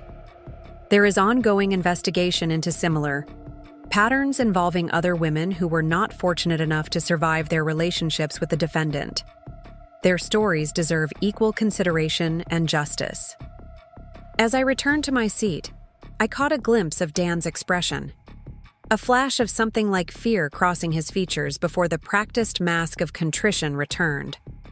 He knew what I was referring to, knew that Detective Harris was already coordinating with Seattle police on the reopened investigation into Jennifer Caldwell's death. The judge thanked me for my statement, then proceeded with formal sentencing. Daniel Mitchell, having pleaded guilty to attempted murder in the first degree, grand larceny, identity theft, corporate espionage, and multiple counts of fraud, this court sentences you to 30 years in the Oregon State Penitentiary, with no possibility of parole for the first 25 years.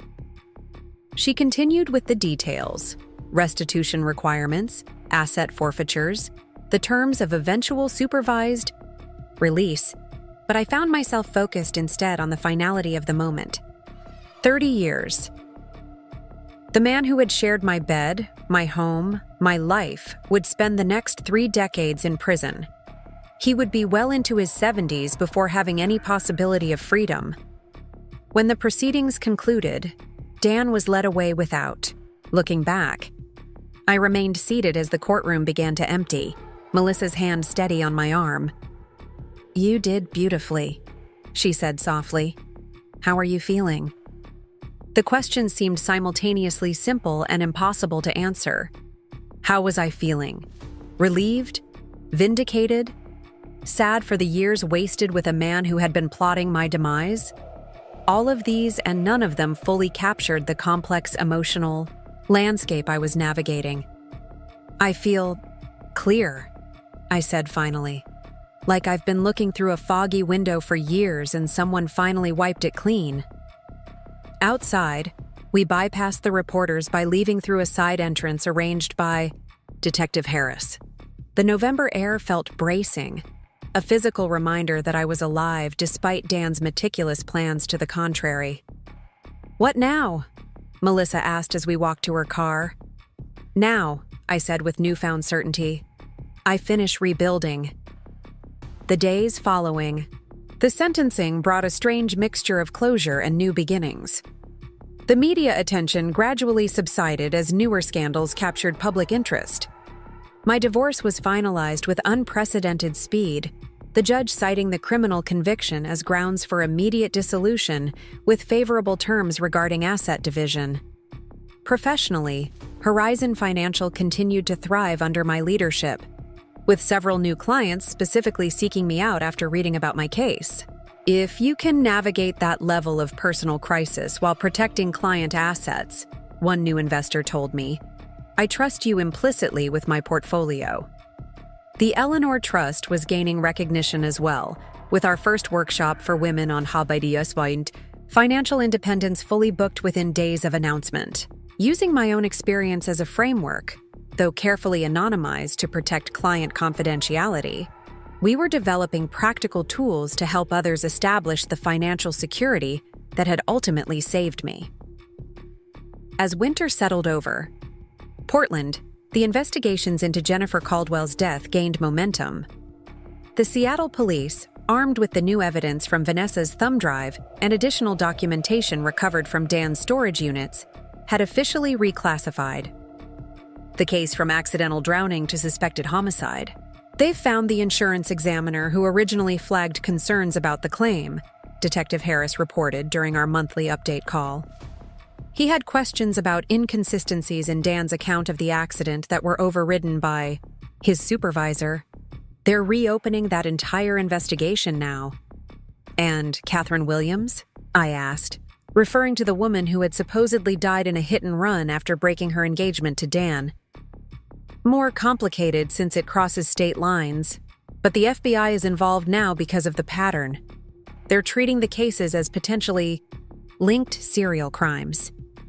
It was simultaneously validating and horrifying to consider that Dan's actions against me were part of an established pattern, that my hospitalization had inadvertently interrupted what might otherwise have become another tragic accident with a substantial insurance payout.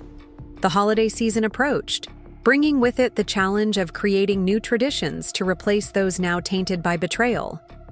Rather than hosting the annual Christmas gathering that had been a fixture of our marriage, I accepted Melissa's invitation to join her family in Hawaii for 10 days of sunshine and deliberate distance from Portland's familiar contexts. On Christmas Eve, walking along a Maui beach at sunset, I found myself reflecting on the extraordinary year that was ending. 12 months earlier, I had been celebrating with Dan in our Laurelhurst home, completely unaware of his double life, with Vanessa, the offshore accounts, or the plans already forming for my elimination. The contrast between then and now was stark, the apparent security of my marriage replaced by the authentic freedom of self-reliance. The comfortable familiarity of our shared home exchanged for the expansive possibilities of my riverside sanctuary. The false intimacy with a man plotting my death transformed into genuine connections with friends who had proven their loyalty through crisis. My phone chimed with a text from Jordan, my assistant. You need to see this. Sending link. Now. The linked article from the Seattle Times carried the headline, "New Evidence Confirms Foul Play in 2009 Boating Death." Jennifer Caldwell's case had officially been reclassified as a homicide, with Daniel Mitchell named as the primary suspect. The article detailed the financial motives, the insurance payout, and the striking similarities to his later crimes. I sat on the beach, watching waves roll in as I absorbed this development. For Jennifer's family, this must represent both heartbreak and vindication. Confirmation of suspicions they perhaps had harbored for years but could never prove. I made a mental note to reach out through my attorney, offering any assistance I could provide to their quest for justice. Returning to Portland in early January, I found myself approaching my river house with new eyes, no longer merely a refuge. From betrayal, it had evolved into a true home, a place where I was gradually relearning how to feel safe, how to relax, how to find joy in small moments without constant vigilance. Winter rains had swelled the Willamette, its currents stronger and faster than when I'd left. There was something comforting in the river's constancy, changing with the seasons yet always essentially itself, always moving forward despite obstacles. I had adopted it as a personal metaphor during therapy sessions with Dr. Levin, who encouraged finding natural parallels for the recovery journey. "You've made remarkable progress," she observed during our first session of the new year. "When we started working together, you were understandably focused on survival and security. Now I'm seeing you consider longer-term questions about meaning and purpose." "The foundation work has been particularly grounding," I acknowledged. "Using what happened to me to help others avoid similar situations gives the experience a purpose, beyond just personal trauma." Dr. Levin nodded encouragement. "Have you given any more thought to what we discussed before the holidays? About gradually reopening the possibility of new relationships?" The question still triggered an instinctive resistance. The idea of trusting another person with my heart, my home, my financial information seemed almost unimaginable after Dan's betrayal. Yet I recognized that permanent isolation wasn't the answer either. "I'm not ready for romantic involvement," I said carefully, "but I have been expanding my social circle. I joined that river conservation group I mentioned, and I've reconnected with college friends I'd lost touch with during my marriage." "Those are excellent steps," she affirmed. "Rebuilding trust happens gradually, in concentric circles moving. From the safest relationships outward, there's no timeline you need to follow." By late January, Seattle prosecutors had filed formal murder charges against Dan in Jennifer Caldwell's death, adding another layer of legal proceedings to his already substantial sentence. The FBI investigation into Catherine Williams' hit-and-run death continued, complicated by the years that had passed and the cross-jurisdictional nature of the case. Vanessa Roberts received a 10-year sentence for her role in the crimes against me, with the possibility of parole after 6 years. Her cooperation in revealing Dan's previous victims had been considered in the sentencing, though not enough to avoid significant prison time. Howard Roberts, at 72, was sentenced to 8 years. Effectively a life sentence given his age and declining health. The financial recovery continued as well, with forensic accountants tracing and reclaiming assets from increasingly complex hideaways. The offshore account Dan had revealed as part of his plea deal contained not $1, $2 million as originally estimated, but nearly $1, $8 million. Funds accumulated from both our joint accounts and what investigators now believed were portions of Jennifer Caldwell's insurance payout that he had never spent. February brought the 1-year anniversary of my hospitalization, a milestone that felt important to acknowledge rather than ignore. On the exact date of my emergency surgery, I invited those who had helped me through the crisis to a small gathering at my river house. Melissa and Jordan, Detective Harris and Dr. Patel, Mark Henderson and his wife, even the nurse who had cared for me during those crucial first days, each had played an essential role in my survival and recovery. As we gathered on my deck, Despite the winter chill, warmed by outdoor heaters and glasses of wine, I found myself overwhelmed with gratitude for this unlikely community formed through crisis. "I want to thank each of you," I said, raising my glass in a toast. "A year ago today, I was fighting for my life without realizing the danger came not from my burst appendix, but from the person I trusted most. Without your various interventions, medical, legal, investigative, and simply human kindness, I likely wouldn't be standing here now." Detective Harris, typically reserved in her professional capacity, smiled warmly. "In my 20 years of law enforcement, your case stands out not for the crimes themselves, which sadly aren't unique, but for your response to them. Your resilience has been remarkable." "Not just resilience," Dr. Patel added, "but your willingness to use your experience to help others through the foundation. That's relatively rare among trauma survivors." We talked late into the evening, the conversation flowing easily among people connected by extraordinary circumstances. As my guests eventually departed, Melissa lingered behind, helping me gather glasses and plates. "A year ago, would you have imagined this moment?" she asked, gesturing to the peaceful river view, the comfortable home, the evidence of a life not just surviving but thriving. "Not remotely," I admitted. "When I first discovered what Dan had done, I could barely think beyond the next hour, let alone envision a future where I felt whole again. And now?" I considered the question seriously. "Now I recognize that what happened with Dan will always be part of my story, but it's no longer the defining chapter. It's more like prologue to a different book altogether." Later that night, after Melissa had gone, I stood by the windows watching moonlight play across the river's surface. The anniversary had brought inevitable reflections on all that had changed in a year's time. The swift, devastating collapse of a marriage I had believed solid, the discovery of Dan's calculated betrayal spanning years, the gradual, painstaking reconstruction of my life on new terms. Most profoundly, I had learned that security came not from external relationships or material assets, but from internal resources that couldn't be stolen or drained by another's treachery. My hidden fortune, both the literal funds I'd maintained, separately, and the metaphorical wealth of resilience, intelligence, and determination, had proven more valuable than anything Dan had attempted to take. As spring arrived, bringing fresh green to the riverbanks and longer days filled with light, I received an unexpected letter. The return address showed a Seattle suburb I didn't recognize, but the contents immediately clarified its significance. "Dear Mrs. Mitchell," it began. "You don't know me, but I am Jennifer Caldwell's sister, Elizabeth. Detective Wilson gave me your contact information, hoping you might be willing to connect regarding the cases against Daniel Mitchell."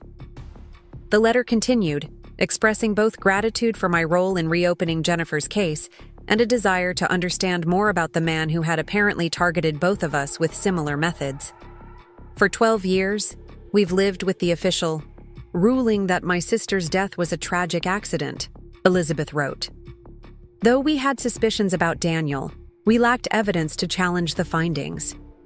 Your case has brought the truth to light, offering a chance for justice we had almost abandoned hope of seeing."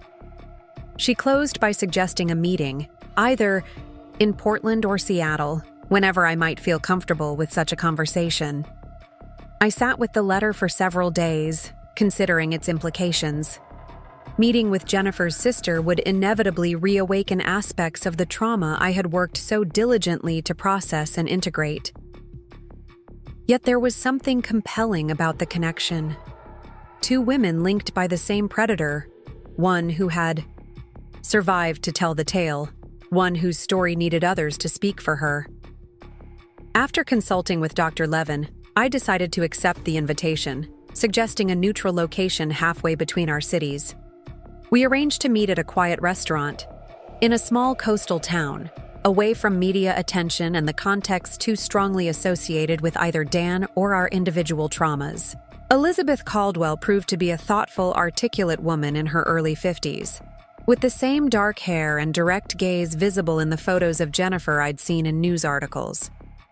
Our conversation began cautiously, each of us carefully, navigating the painful territory we shared.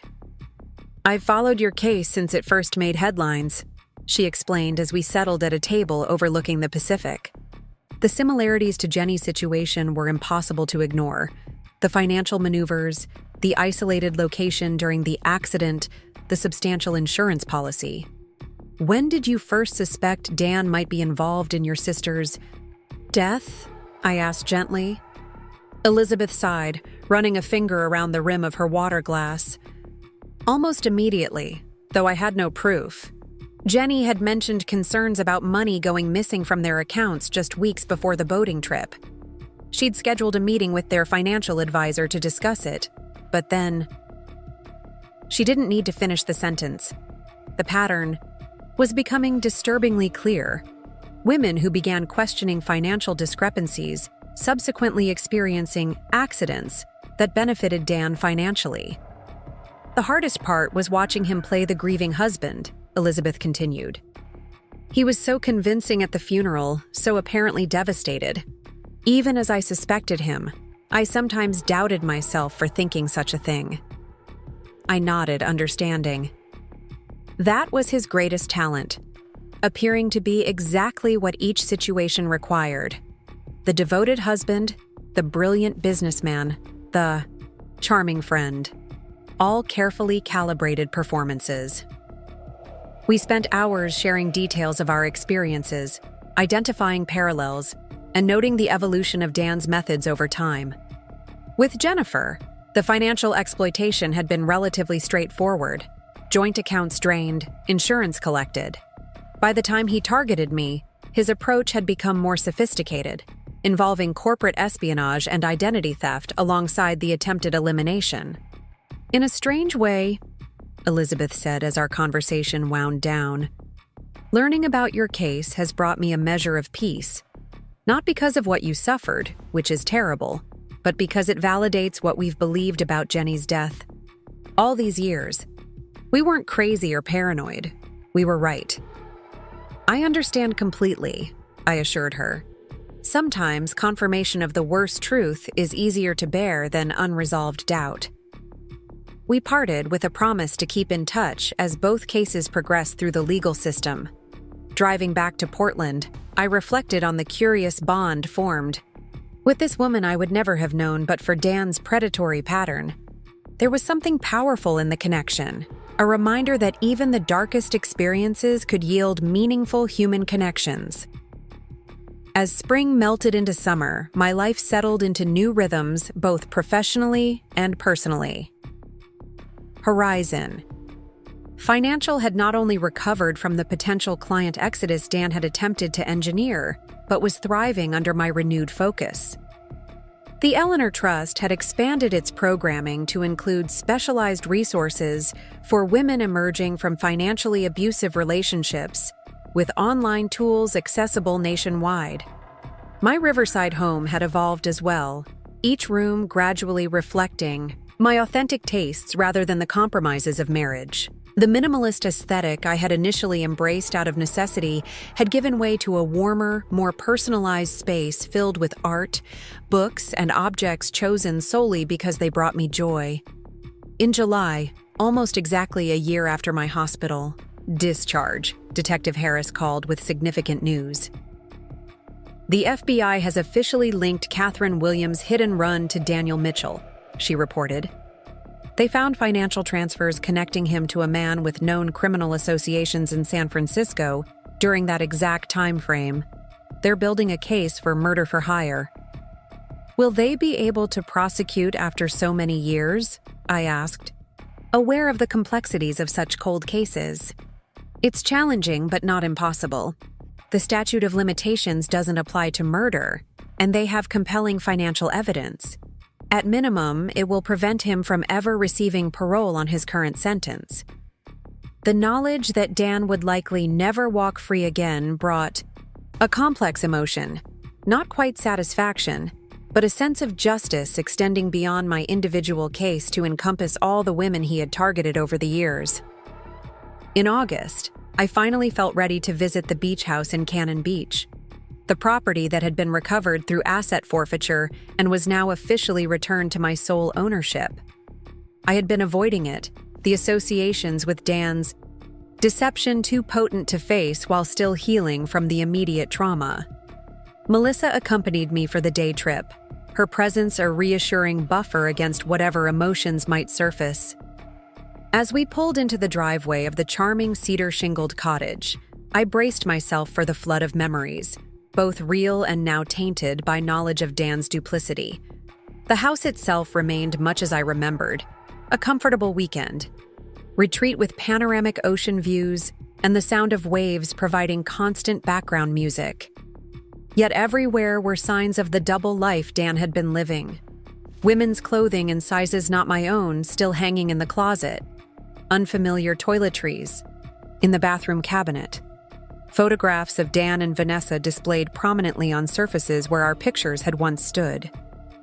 Most disturbing was the master bedroom, where the mattress I had helped select had clearly been used by Dan and Vanessa during their secret weekends when he had told me he was meeting clients or attending industry conferences. I can't stay here, I decided after touring the entire property. Too many layers of deception embedded in every room. Sell it? Melissa suggested as we walked along the beach, putting distance between ourselves and the cottage. I considered the option, then shook my head. No, I think there's a better use for it. The next week, I contacted a nonprofit organization that provided recovery retreats for women leaving abusive relationships. After several discussions and a site visit, we arranged to donate the property for their use, transforming a space tainted by betrayal into a healing sanctuary for others navigating similar journeys. The symbolism wasn't lost on anyone involved. There's something poetically just about this, the organization's director commented during the property transfer. Taking a place where harm was planned and repurposing it for healing. As autumn returned to Portland, painting the riverbanks in fiery oranges and deep reds, I found myself approaching the anniversary of Dan's sentencing with a sense of completion.